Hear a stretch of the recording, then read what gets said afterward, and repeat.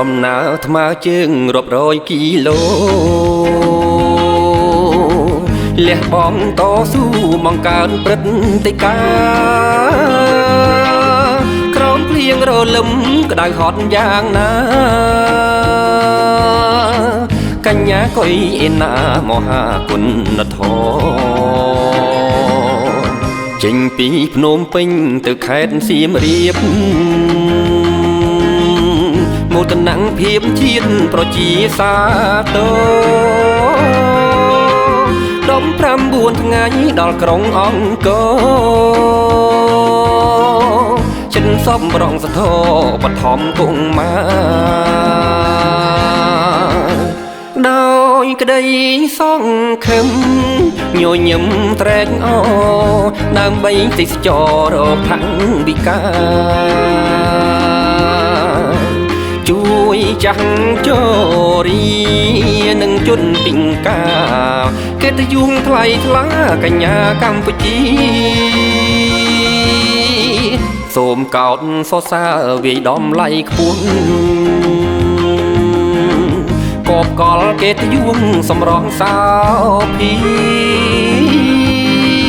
ឆាន់ទាំងមួងមុតក៏មិនរួញរីក្លាហានលាភាដោយភិញយោភាព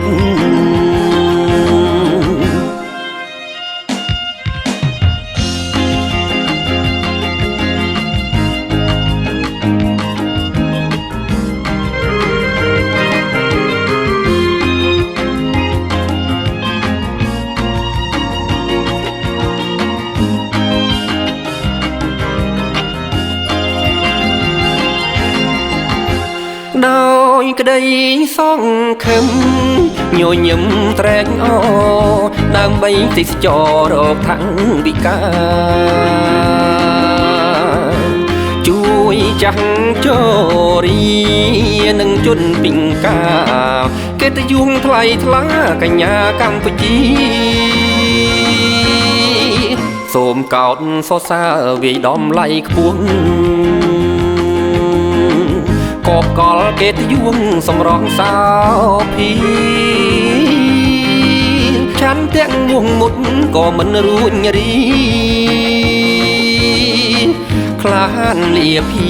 ដោយភិញយោភាព